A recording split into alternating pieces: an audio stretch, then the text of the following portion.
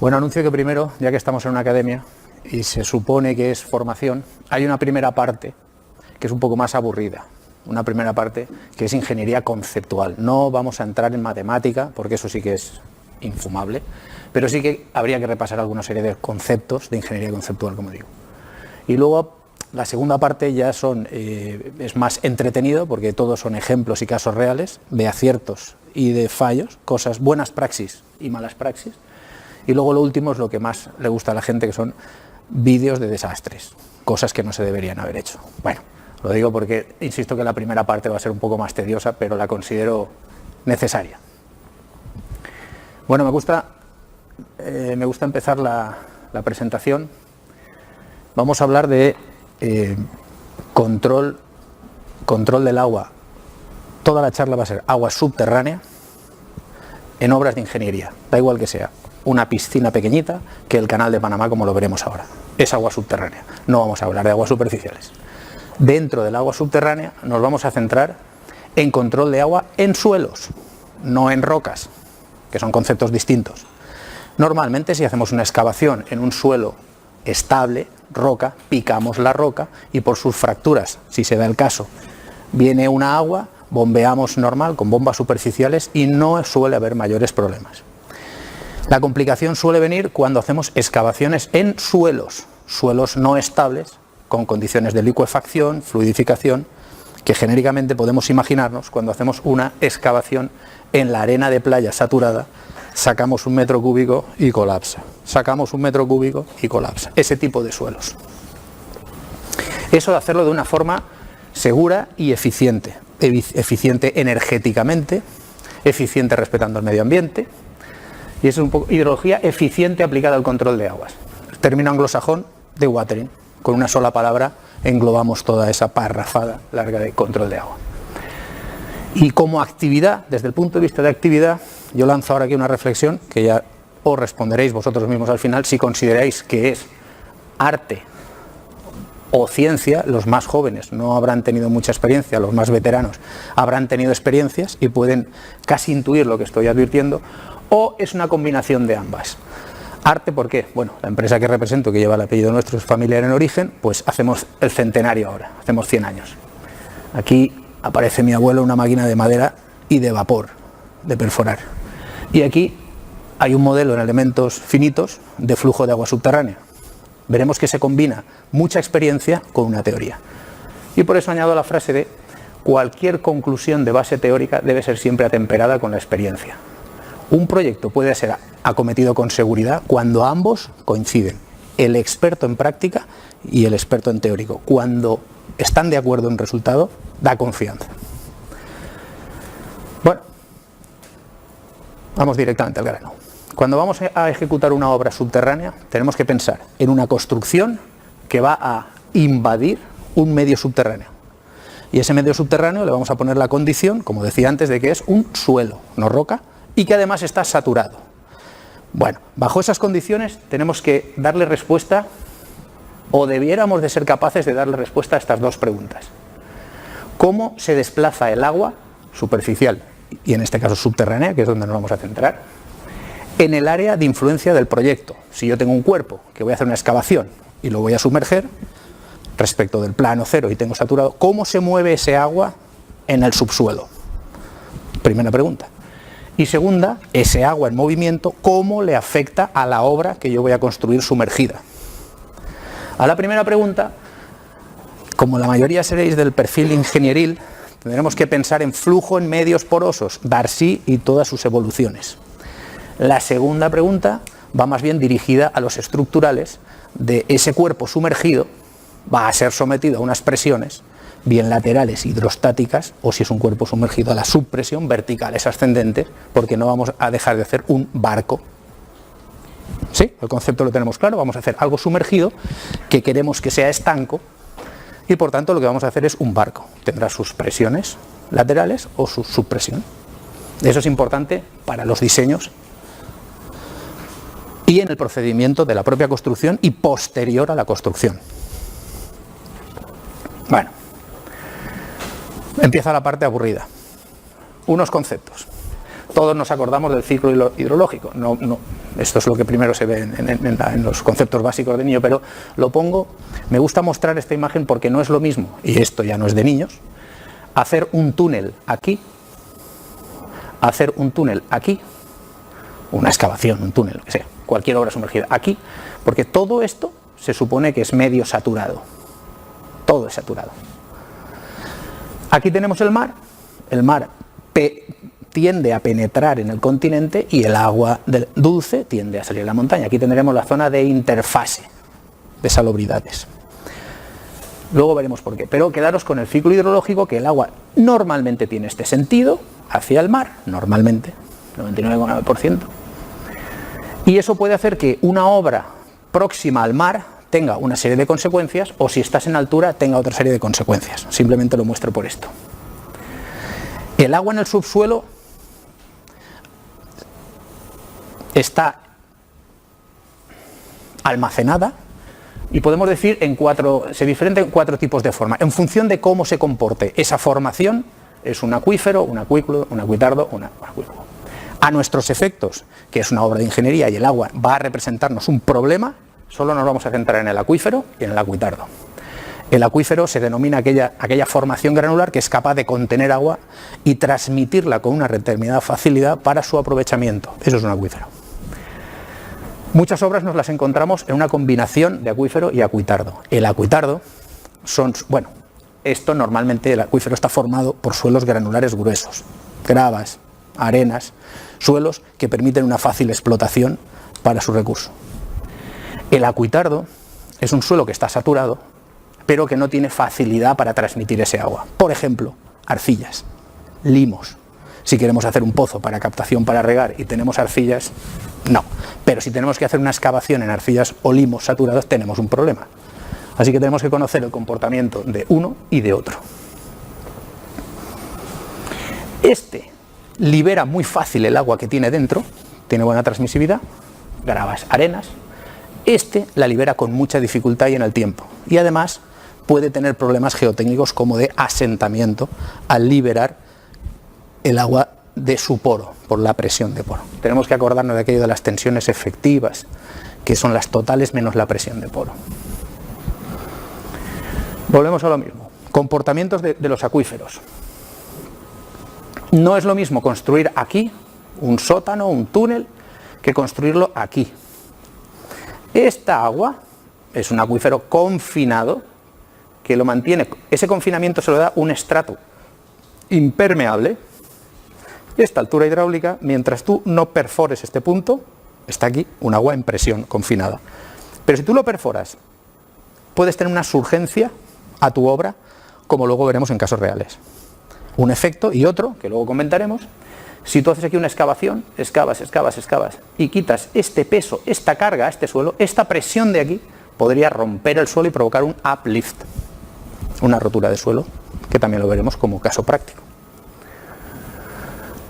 Otro concepto esencial, la porosidad. Bueno, aparte de que el agua corra, fluya a través de ese medio poroso, antes de que empiece a fluir está saturado y esos poros intersticiales están llenos de agua. Esa agua contenida, en los poros es lo que se llama la porosidad. Influye la forma de los granos, la disposición, pero vamos a lo esencial. La conductividad hidráulica es una forma de definir o de parametrizar con qué facilidad o dificultad fluye el agua a través de ese suelo. Cuando nos hacen ensayos de bombeo o ensayos de permeabilidad, nos están dando valores de conductividad hidráulica o de transmisividad, que lo veremos luego.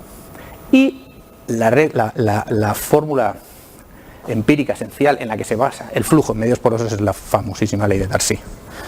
Si os gusta o os apasiona, ahí os puedo facilitar toda la bibliografía y evolución hasta flujo radial. La matemática es muy compleja, pero está muy desarrollada.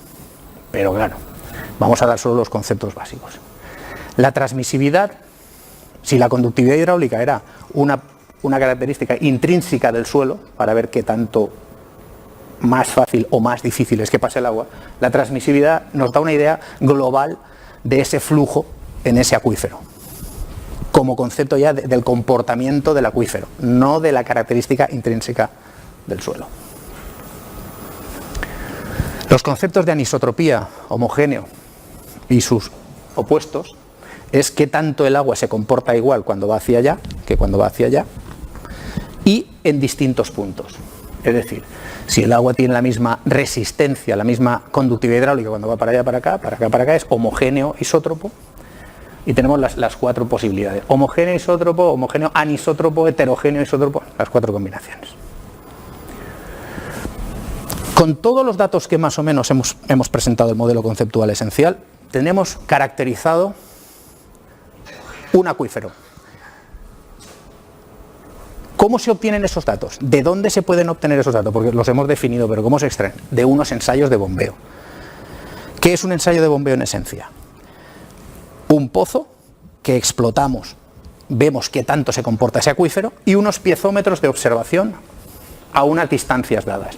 Tú bombeas en este punto y ves cómo le afecta a una distancia, a otra distancia, a otra. Generalmente, las distancias conocidas van en función del tipo de suelo, pero por simplificar, imaginaros que estamos en el centro de una diana y hacemos círculos concéntricos a 5, a 15, a 25 y a 40 metros, concéntricos, y yo estoy en el centro. Pongo aquí el pozo y empiezo a bombear. Ahora, en este primer anillo pongo ahí un pozo, en el segundo lo pongo ahí, en el tercero lo pongo allá y en el cuarto allá, de tal forma que si os lo imagináis, el que está más próximo bajará más el nivel, el que está más lejos bajará menos, y si lo abatís y lo ponéis todos en línea, podemos sacar una afectación, una especie de cono. De ahí, que todo eso es muy teórico, podemos sacar anisotropías. Hombre, pues sabremos si el agua viene más preferencialmente de allá o de allá. Con ese ensayo de bombeo, que es descensos versus tiempo a un caudal dado, sacamos los parámetros hidrogeológicos que necesitamos. ¿Para qué? Para hacer toda la matemática, para hacer el análisis del bombeo que necesitamos para hacer esa depresión. Pero son fórmulas, como digo, analíticas muy complejas de integrar, muchas. Y sobre todo, cuando llegamos a formaciones complicadas con distintas formaciones geológicas, pantallas, bordes impermeables, recarga, y siempre acabaremos, para hacer las cosas más o menos bien, lo otro nos puede dar un número grosero, en un modelo numérico. Gracias a Dios vinieron los modelos numéricos a ayudarnos. El modelo numérico, nosotros trabajamos, por hacer publicidad, hay muchos, trabajamos con elementos finitos, el FEFLO, tenemos los registros, y estos son modelos numéricos para armar en base a esos valores. Esto, por ejemplo, representaría la lámina cero, esto es la lámina de agua dentro de una excavación que está contenida por pantallas, por eso este salto es brusco, y esto representarían unos pozos abatiendo el nivel interior de una obra. Si no hubiera pantalla, ese corte de agua no sería así, sería el típico cono de abatimiento que hace en una obra, como cualquier flujo radial, sería un cono de abatimiento. Como hay pantallas preexcavadas, el flujo entra, la red de flujo entra por bajo pantalla y baja. Riesgos, los conceptos, los riesgos elementales, muy buenos. Tenemos una excavación y ahí está el nivel freático. Empezamos a excavar y lo que nos va a provocar el colapso del talud, habrá un ángulo de estabilidad de ese suelo, pero lo que nos lo va a colapsar es en un suelo, insisto, no cohesivo. El flujo de agua es lo que nos va a colapsar el talud, es lo que nos va a arrastrar el talud y es lo que nos lo va a hacer caer. De esto es interesante que comprendáis que aproximadamente el ángulo de estabilidad de un talud es el mismo si esto está lleno de agua, sin flujo, que seco. Eso es importante. Si vosotros excaváis con agua y pretendéis bombear aquí, provocáis el flujo y colapsa. Medida de seguridad, si no colapsa, si lo dejas inundar, el talud se estabilizará al mismo ángulo que en seco, como concepto. Vale, tú dices, bueno, pues ya está claro. Meto un sistema de bombeo, abato el nivel y puedo excavar en seco. Puedo incurrir en otro riesgo, y es que aquí haya un acuífero confinado, separado por un suelo impermeable, que es lo que le está dando el confinamiento, y al descargar este suelo, este empuje rompa el suelo, uplift. Por eso es importante reconocer la geotecnia, el informe geotécnico. Tenemos otro ejemplo, arcillas, y aquí abajo grabas un acuífero confinado que está empujando. Empezamos la excavación y no hay problema, no hay agua, pero ojo, porque esto podemos quedarnos sin estrato suficiente de compensación, ¡plaf!, y rompe, otra vez abrir. Y el clásico, que luego veremos que es el más complejo cuando no se domina con conocimiento, es el típico suelo de arenas saturadas, la típica arena que todos conocemos de playa blanca cristalina que nos imaginamos, que empezamos a excavar con bombeos superficiales. Al bajar el nivel interior provocamos un gradiente, el agua fluye por bajo de la pantalla y esto genera este flujo. Aquí no se neutralizan las presiones y hace que esto al final se comporte como unas arenas movedizas. Llega un momento que lo que fluye ya no es agua, es lodo, ha perdido la cohesión, fluye, y todo esto se comporta, como digo, como unas arenas movedizas. Las tensiones efectivas se anulan y lo que hay se hunde. Y este suelo que vino aquí, veremos ahora unas fotografías que puede provocar o provoca incidencias. Fallos de pantalla. Entra agua a través de las pantallas. Bueno, a partir de aquí ya empezamos a ver cosas reales. Vamos a ir ya un poco a algo más ameno. El problema de que entre agua a través de una pantalla, si solo es agua, es menor, pero normalmente el problema es que viene agua con material de arrastre. Así que podemos encontrarnos que estamos descalzando o arrastrando materiales del vecino o del colindante. Mirad los piedrolos, las rocas que han entrado aquí de esto. Otra patología interesante es, bueno, tenemos una obra, hemos hecho unos pozos, hemos bajado el nivel, pero hay una surgencia en el centro. ¿Eso qué es? Un sondeo que perforó un acuífero confinado que provoca una surgencia. Vuelvo atrás. La obra está seca, los niveles freáticos estaban altos, se ha secado la obra, pero en un punto no. Era un sondeo que estaba perforando un acuífero confinado. Primer desastre. Este es el ejemplo de que empezamos a excavar, esta obra no es nuestra, con bombas superficiales dentro del típico anillo de hormigón que le han hecho unos agujeros. Por una bomba superficial empiezas a excavar, fluye el agua, todo esto se convierte en arenas movedizas y la máquina se hunde irremediablemente. Además, imaginaros el comportamiento de que si coges con una grúa esa máquina e intentas sacarla, no puedes porque hace succión. Y la máquina que está tirando se va para abajo. Bueno, ahora veremos, fijaros la precaución que ahora ya le ha tocado hacer este hombre, de la máquina poner grava para no hundirse. Pero mirar el boquete que se ha hecho fuera, que es de suelo que entró dentro de la obra por liquefacción. ¿Sí? Bueno, una de las patologías. El mismo caso, pero bien hecho. El de antes era con un bombeo superficial sin tener controladas las presiones subyacentes a tu excavación. Si lo hacemos con unos determinados pozos, un buen diseño, mirar aquí el color de la pantalla, como queda claro, esta decoloración, que el nivel freático está ahí, en origen, por la decoloración del hormigón o del concreto. Sin embargo, la excavación se está haciendo en seco sin ningún problema. Es decir, lo otro lo he mostrado no para asustar ni para meter miedo, sino para que seamos prudentes. Hay agua en la obra y hay que tratarla. Esta caseta, por una indebida actuación, desaparece la caseta. Desbordamientos de canales por fallo de buenas praxis. Vamos a bombear, otro aspecto importante. Recuerdo que solo estamos hablando de cosas conceptuales, para quedarnos con concepto, ¿vale? Que nos dará la base luego para los desarrollos. Si vamos a extraer agua del subsuelo para batir el nivel freático, lo que pretendemos es bombear agua, sin arrastres, limpio, para no llenar desagües de arenas, contaminar el mar, hacer manchas de vertido donde no se deben, las típicas plumas de contaminación. No contaminación medioambiental, sino contaminación por arrastres. El agua tiene que salir limpia de los bombeos. ¿Cómo sale limpia del subsuelo? Pues con un buen diseño de los pozos, con un buen diseño de prefiltros y de filtros, en función del tipo de suelo que pretendamos bombear. Los filtros, pues lo podéis imaginar, pues en función de ello hay distintas graduaciones. Pongo esto como ejemplo para tener el concepto del prefiltro. Estamos hablando de milímetros, no de centímetros, ni pulgadas, estamos hablando de milímetros. Los filtros pueden ser, por ejemplo, de 0,5 milímetros, 1 milímetro, hasta 7, 12, 15, en función del tipo de suelo. El agua tiene que salir así. Si no sale exenta de finos, es decir, cristalina, hemos errado en el diseño de los filtros. ¿Sí? Cuando veáis en una obra que se está bombeando agua chocolate con color, algo está fallando. O es que estamos bombeando con una bomba directamente en un charco en la arena y lo estamos sacando, o si procede de un pozo, hemos errado en el diseño de los filtros. Eficiencia, hablamos de eficiencia. Bueno, pues eficiencia es utilizar, estas serán las tuberías, que luego hablaremos por un tema del MUNA, que hay alguna del proyecto MUNA. Este es el tipo de tuberías que se van a utilizar. Eficiencia energética, para optimizar con la mínima energía posible, bombear el máximo caudal posible.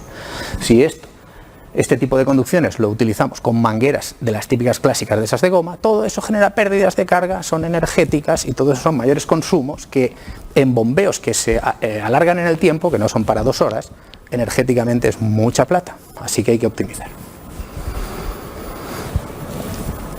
A la consulta que me has hecho antes, te quería mostrar esto porque el concepto es el mismo. Algo así es lo que se va a desarrollar en el proyecto MUNA, el Museo de Pachacamac, que yo creo que algunos lo conocéis, algunos estáis participando.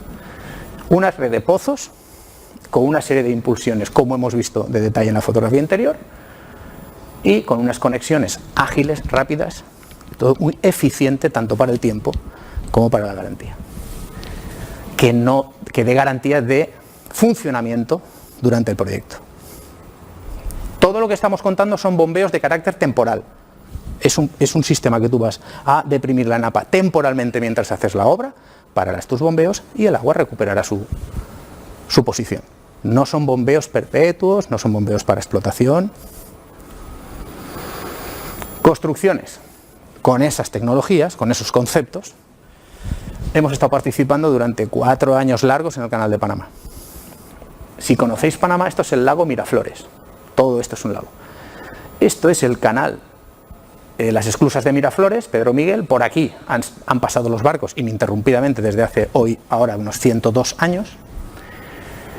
Han seguido pasando durante la construcción de la ampliación del canal y aquí se ha hecho un coferdam partiendo el antiguo lago, que era todo. Este es el lago antes venía por aquí. Esta fotografía ya es parte drenado. Se ha sectorizado el lago, por detrás pasan los barcos actuales y esta será la ampliación del canal. Esta parte del lago la vaciamos y la pasamos el agua a la parte del lago existente. Esto es la presa, el núcleo de arcilla de la presa, del PAC 4, el Pacific Access Channel, un sector antes de entrar a las esclusas. Si seguimos por aquí a la derecha entraríamos en las nuevas esclusas de la ampliación. Lago Miraflores, presa y el actual canal. Ese canal ha habido que llenarlo, pues aquí está la batería de bombas para llenarlo para entrar en operatividad. Otro proyecto que creo que os va a gustar ver, porque es local, este es el de la ampliación de Gambetta. No sé si alguno habéis tenido ocasión de ver el túnel de Callao. Esta es la situación inicial cuando se empezaron las excavaciones.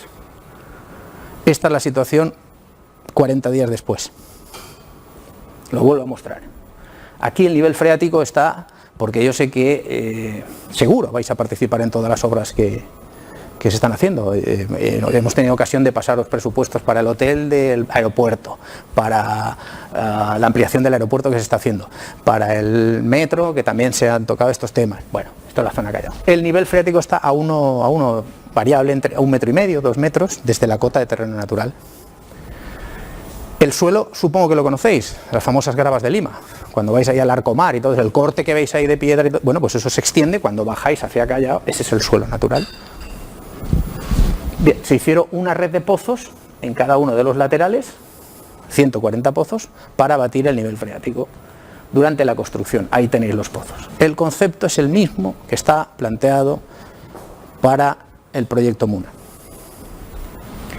Esto es uno de los pozos, una sonda de nivel, unos cuadros eléctricos, unas conducciones de recogida y esa es la construcción como va avanzando. Este es el modelo matemático de ese proyecto, que representa cada uno de estos, que ahí no se aprecia muy bien por la escala, cada de estos tubitos representa el pozo y esto representa el abatimiento del nivel freático. Otro ejemplo, esto ya vamos a ir un poquito más rápido, pues es condiciones iniciales y activado el sistema. Para los estructurales, a los que les guste la estructura, este proyecto es interesante, este es en Colombia, Cartagena. la antigua plaza de toros de la Cerrezuela, es un centro comercial. Se hicieron las pantallas, pero aquí por legislación no permiten hacer anclajes del muro, no permiten meternos en la parcela del vecino. Entonces, estos muros perimetrales de contención, como no permiten anclajes, se hizo una placa. La placa es la que arriostrará los empujes, ¿sí? Esta placa se construye antes de hacer la excavación. Estos pozos lo que han hecho ha sido abatir el nivel freático para poder excavar en seco. Construyes la placa que te arriostra los muros, y luego en el centro, que está por hacer, te metes y excavas en mina. ¿Correcto? Esta es la placa que arriostra los muros y luego excavas en mina por debajo. Y esto lo que representa, lo que son los pozos de abatimiento para que eso esté seco. Algunos habréis tenido ocasión de oírlo, yo creo que todos, el tema de well point, pero no sé si todos lo habéis visto, pues aquí tenéis la ocasión. El well point es un sistema muy práctico y muy económico para hacer abatimientos de nivel freático de escasa profundidad, 3, 4 metros. A partir de ahí empiezan las complicaciones y es mucha teoría. Yo os recomiendo 4 metros y medio máximo. Y se trata de un tubo colector que se conecta a una bomba, de estas hay muchos tipos, fabricantes y marcas, trabaja en aspiración, lo mismo que cuando generamos vacío cuando tomamos una Coca-Cola, cualquier refresco, genera vacío, y lo que hay hincado en el suelo son unos filtros, que es los propios filtros well point de lo que está aspirando. Uno cada metro, o uno cada 2 metros, o uno cada 3 metros, en función del suelo, y esto es antes y después. El concepto, en una charla que estábamos dando ayer me decían, insiste más en los tips, cuándo utilizar pozos, cuándo utilizar well point. Bueno, una idea genérica. Siempre que vuestro suelo sea arenas de playa, limpias. Siempre que no existan barreras verticales que impidan el flujo horizontal, cuando no existen. Y siempre que vuestro descenso de nivel sea del orden de 3 a 4 metros. Well point. Si no se cumplen esas condiciones, es decir, si hay barreras, si me voy más profundo, cuando no se cumplan, normalmente pozos en profundidad subyacentes a vuestra excavación. Esta es la propia obra. Baja el nivel, hormigón de limpieza, concreto de limpieza, sistemas de impermeabilización, el que se diseñe, después Manuel hablará de los distintos sistemas. Otros ejemplos, interior de muro. Esta me gusta ponerla si estáis pensando en obras de lineales, obras de canalización. Generalmente va normalmente muy asociado el uso de estos equipos, normalmente, a obras lineales de canalización, de residuales, de aguas residuales, fibra óptica, gas. Pero pongo esta por un tema técnico, que esto ha sido un reto. Esto es en Oruro, esto es en Bolivia. En Bolivia, en Oruro, no quiero faltar la verdad, pero andaremos por los 3.000 y muchos metros de altura sobre el nivel del mar. Sabéis que la presión ahí no es de una atmósfera como aquí a nivel de mar. Si tengo menos presión, concretamente ahí 600 milibares, no una atmósfera, puedo hacer menos depresión y por tanto puedo aspirar de menos cota. Esto es llevado al límite, porque aquí hay unas bombas de pistón y se demuestra que hasta 4 metros hemos podido bajar, el límite teórico, bajo 600 milímetros de mercurio de presión. Si tenemos que vencer esa limitación, se puede poner un anillo, otra escala, otra escala, otra escala. Pero el problema es que normalmente vamos a tener mucha ocupación de suelo, que no siempre disponemos de, y llega un momento que no es rentable. Bueno, ahora vendría la parte más divertida, que es los vídeos de lo que no se debe de hacer, ¿vale? Entonces,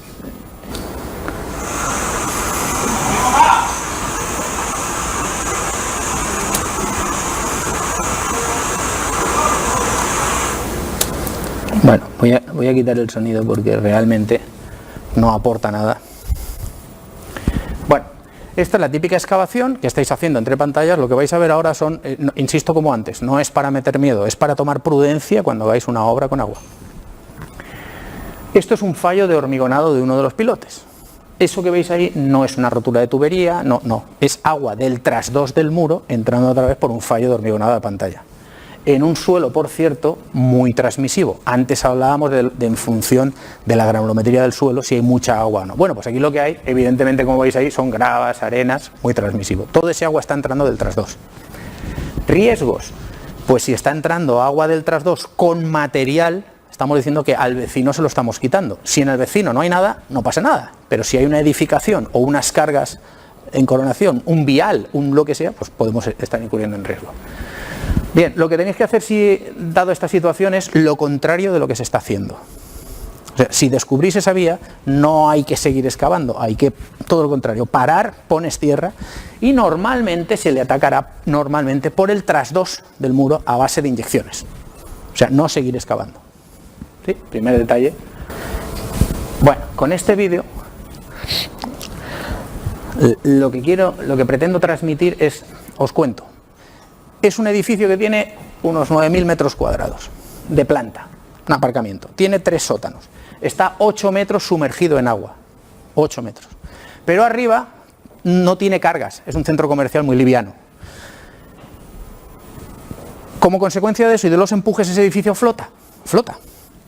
Para que no flote, se hicieron unos anclajes a tracción al terreno para coger al edificio.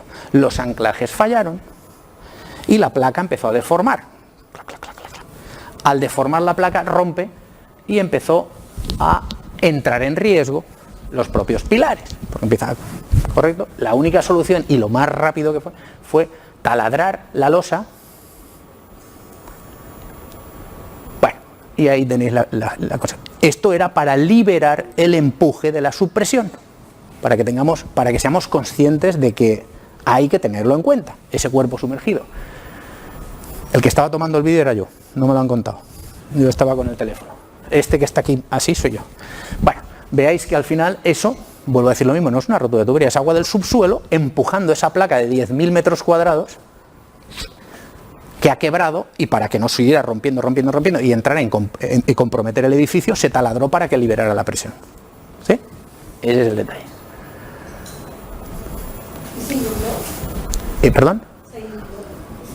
Eso se han tirado 4 años en juicio y no tiene solución.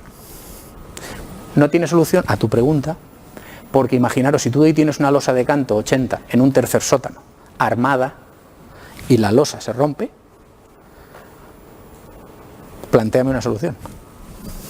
Creo que acabas antes condenando el sótano tercero, llenándolo todo de hormigón o de concreto. Entonces, lo que se hizo aquí fue, para controlar esos empujes, hacer ese artilugio para controlar el agua fluyendo y bombearlo para que no dejara de empujar, mientras se pensaba cuál era la solución. Eso se hizo solo para controlar la presión. Hicieron una serie de perforaciones, 8, 10, no recuerdo cuántas, y el agua fluye hasta una estación de bombeo por el techo de ese forjado sin bomba. O sea, ella sola va y llega a una estación de bombeo y la saca. La única pretensión era liberar presión, pero obviamente tienes que bombearla. De hecho, la rotura se produjo. De que apunta, la rotura se produce porque se dejan liberados un par de puntos cerca de las estaciones de bombeo y alguien dice: me está costando mucha electricidad y mucho mantenimiento de las bombas, porque hay 2 zonas donde sale el agua directamente al punto de bombeo. Y cuando eso lo sellan, un día a alguien se le ilumina la luz y dice: lo paro, está bueno, empieza a ejercer toda la presión. O sea, cuando se tapan las vías que estaban liberando la presión, tú lo tapas, vale, lo has hecho estanco, vale, pues ahora que yo empiezo a entrar en carga por recuperación de presión. Tardó un mes más o menos. Y llegó un momento que crack, y cuando crack, a taladrar lo que habéis visto. Importante del primer vídeo, estáis excavando, aparece una vía, no seguís excavando, para. O sea, la cosa no va a mejorar. Normalmente las fisuras en pantalla, las roturas, los fallos de hormigón, normalmente se presentan así. Entonces, cada vez que tú vas excavando, el hueco cada vez es más grande. No pretendas excavar para reparar, no. Se ha manifestado, tapa, ves atrás 2, haces unas inyecciones e intenta tapar. De este vídeo que hemos visto, lo importante, ojo a la subpresión, cuando hagáis diseños, cualquier cuerpo sumergido está sometido a unos empujes, que un número que tenéis que tener como ingeniero siempre en la cabeza es el Arquímedes de toda la vida. 1000 kilos por metro cuadrado por metro de sumergencia. Tú tienes un cuerpo sumergido, 2 metros, te empuja 2000. 3 metros, 3000, mira qué fácil. 4 metros, 4000. 3 metros y medio, 3500. Entonces, yo vengo ahora esta tarde hemos tenido una reunión. Tienen que hacer un depósito, sencillo, un acumulador de agua. El nivel freático está a 1 metro. Tiene que hacer un depósito que tiene 20 metros por 5, vale. Y lo quieren sumerger 4 metros de profundidad. No es mucho. Quiere decir que tiene 3 sumergido. Ese depósito va a ser sometido a una subpresión de 3.000 kilos por metro cuadrado. Ese depósito, aunque sea de concreto, flota. Flota. O le haces una losa de lastre bajo, o le pones unos anclajes, o le pones el tirante. Siempre que ese depósito esté lleno, no pasa nada, porque está compensado. Pero si tienes que hacer tareas de mantenimiento, de vaciarlo, para las bombas, para lo que sea, le quitas la carga interior y está sometido. Ese es el concepto. Y este, que es el más divertido, bueno, lo que tenemos es un recinto apantallado, ¿sabéis? Los muros colados, creo que le llamáis aquí, muros armados, hechos con las bivalvas. Una excavación con bombeo superficial, sin controlar como digo, ese predrenaje para excavar en seco, está provocando el flujo ascendente. Este flujo puede provocar, porque aquí se dan muchas circunstancias, no hay una sola causa, puede provocar una socavación de la pantalla, que está empotrada, puede provocar una desestabilización, y digo puede porque aquí han confluido muchos factores. Llega un momento que la pantalla vence, clac, empieza a agrietarse,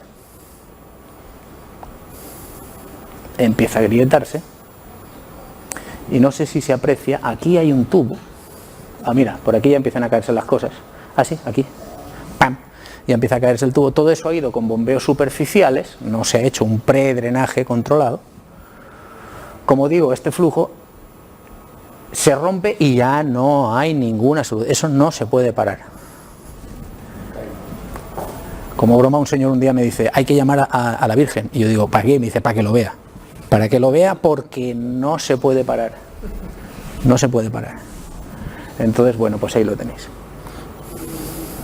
Necesariamente.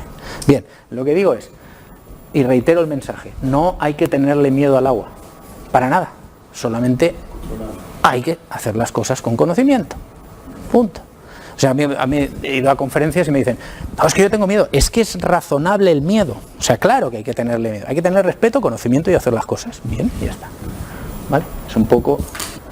Y no sé si tenéis alguna duda, alguna experiencia que queréis compartir, alguna idea, alguna inquietud. O sea, sospechar que detrás de todos estos conceptos, como digo, hay mucha matemática complicada, que no venía al caso, a pesar de que estemos en la academia, por eso he repasado unos conceptos. Y luego lo que hay es una buena praxis. Si ahora os hago la pregunta, ¿qué experiencia o teoría? Pues hay que conjugar las dos cosas, ¿no? No sé si alguien ha tenido alguna idea o alguna experiencia que quiera comentar o alguna consulta o duda de lo que haya visto. ¿Todo controlado? Dime. Ustedes hacen el diseño de los pozos. Ajá. Ese diseño es un estimado del caudal que se puede volver en función de los parámetros del suelo. Es solamente una estimación. Cuando vayan a hacer los pozos en campo, recién lo van a consolidar o prolongar. Buena pregunta.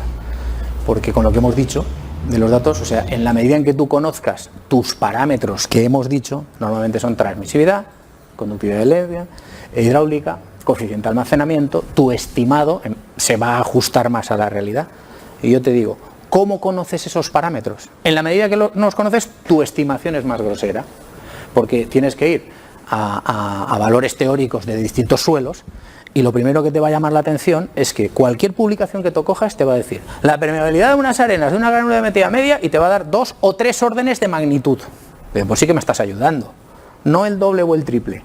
2 órdenes de magnitud, es decir, de 1 a 100. Hombre, pues si me cojo de un extremo voy a bombear 1 litro y si me cojo el otro 100, o 10, o 1000.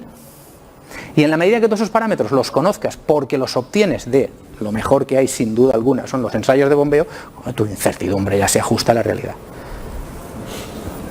Respondiendo lo más acotado que puedo a tu pregunta, si no tienes conocimiento de los parámetros es una estimación grosera. Si tienes conocimiento de los parámetros es una muy buena aproximación. Entre medio de no disponer nada o tener los ensayos de bombeo, entre medio lo que tienes son formas de obtener esos valores indirectos, normalmente asociados a las curvas granulométricas que te vienen de los ensayos geotécnicos. La curva granulométrica de la textura, en función de su porcentaje de finos y unos ciertos valores singulares, te dan esos valores, te los aproximan. Nada que ver con un ensayo de bombeo, pero hombre, ya mejoras. Así que estimación grosera, estimación promedio y ajustada. Te podría responderte. En caso de... Un segundo,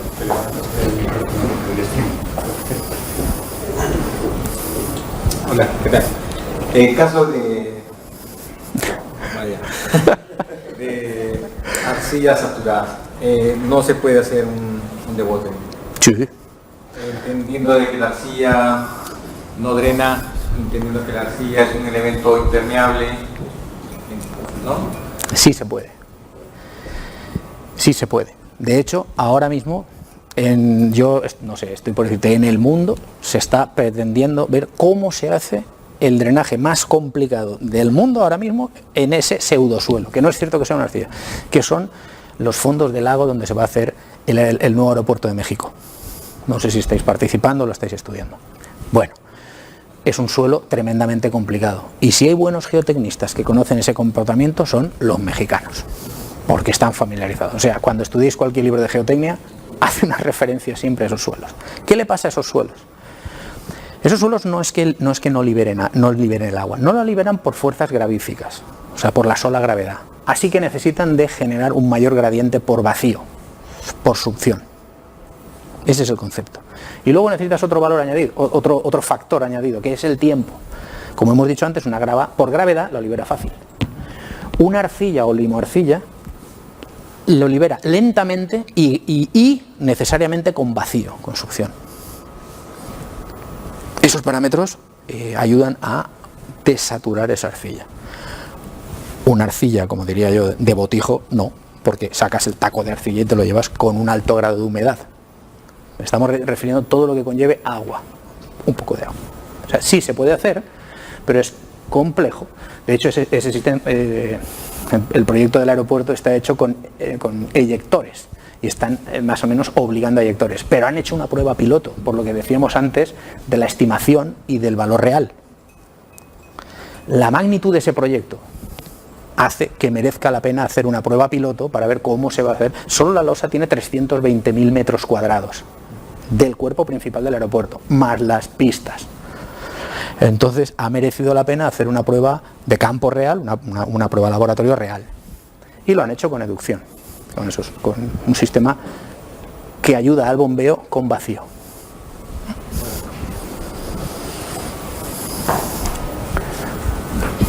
¿Listo? ¿Tuto claro? Bueno, en todo caso, ahí hay dejamos unas tarjetas y ahí tenéis la web. Cualquier consulta que tengáis, nosotros como empresa, ya te digo, llevamos 100 años con el mismo nombre que es el apellido, ¿no? Pero no somos una ingeniería. Evidentemente necesitamos la ingeniería y llevamos la ingeniería implícita. No vendemos servicios de ingeniería. No queremos que las ingenierías nos vean como competencia. Nosotros, nuestro gros core de cuerpo es ejecución, mantenimiento, diseño, colaborando con las ingenierías para proyectos, por ejemplo, con la esperanza de que cuando salga el proyecto nos llegue. Desde vuestros departamentos de estudios, lo mismo. O sea, pretendemos colaborar con vosotros a nivel de presupuestos, a nivel de colaboración, a nivel de formación, porque está dentro de los valores de nuestro propio grupo como vosotros, exactamente igual, la formación continua. Y sin ningún problema, cualquier consulta que tengáis o cualquier duda, correo electrónico, no os compliquéis la vida, estudiamos una propuesta, unos conceptos que sea, y os pasamos la información, tanto técnica y justificada como económica. ¿Sí? Pues eso.